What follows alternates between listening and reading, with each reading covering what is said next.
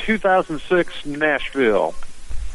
Well, there I was, riding up the lift and into a paratransit van as I was being arrested with over 60 of my brothers and sisters for blocking off the street in front of the Tennessee state capitol. It's amazing how you can get a paratransit van when you need one. I messed that up. No problem. It's amazing how you can't get a paratransit van when you need one, but they sure can be ready to haul a bunch of us to jail. 2 days, 2 arrests, but this time the Nashville police are actually taking us to the processing center. Jail is not my concern. It's really no big deal. While riding the lift, I remember thinking, here I am going to jail, and I've never felt so liberated. So here is how I ended up on that lift. It all started Sunday with the Real People, Real Voices National Forum. Nearly 100 individuals gave testimony of the struggles they faced while locked away in nursing homes and other institutions, and the fights they endured to move to the community. Everyone on the planning group knew this would be powerful stuff, but these stories moved everyone.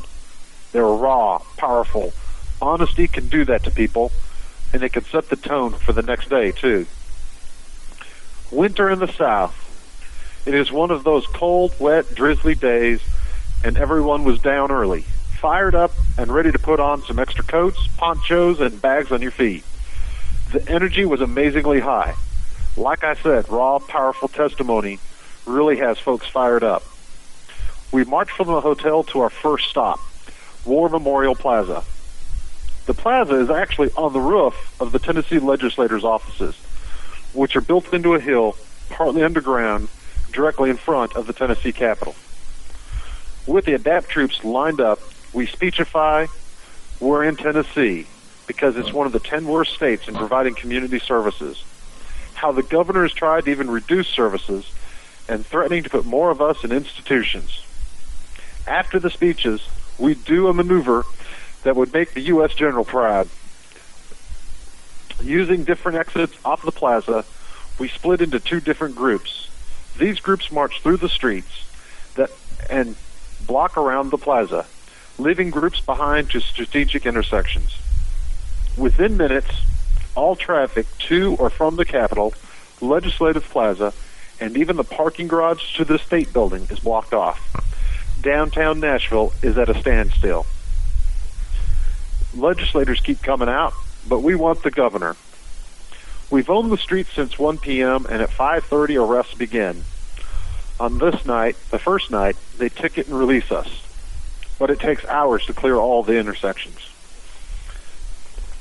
Tuesday's another cold, wet day, but it's a beautiful day to exercise power. We march back up to the Capitol, only this time we line up on the sidewalks in front of the Capitol. The governor had said in the news broadcast we were troublemakers and he wouldn't meet with us.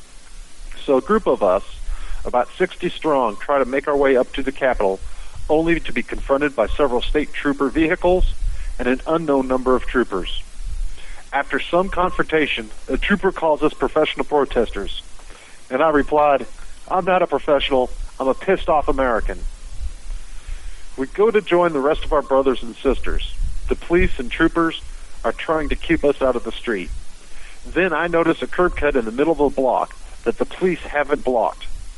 Everyone is right behind me, so I decide to take it. Before the police can do anything, the 60 of us have done exactly what they were working so hard to stop. We have filled Charlotte Avenue, blocking the street off directly in front of the Capitol. The atmosphere gets tense. The police and troopers are upset.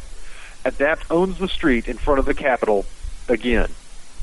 About 2 hours later, I was riding that lift, feeling liberated as I was being arrested. There was still one more day left. We'd go to the Medicaid office, the Bureau of TennCare, and the local HUD office. We never met with the governor, but all in all, we forced many in Nashville to face us and hear our... The state has made numbers of changes for the better since that action, and many people in the state felt a sense of power they had never experienced. Power to the people, power to ADAPT.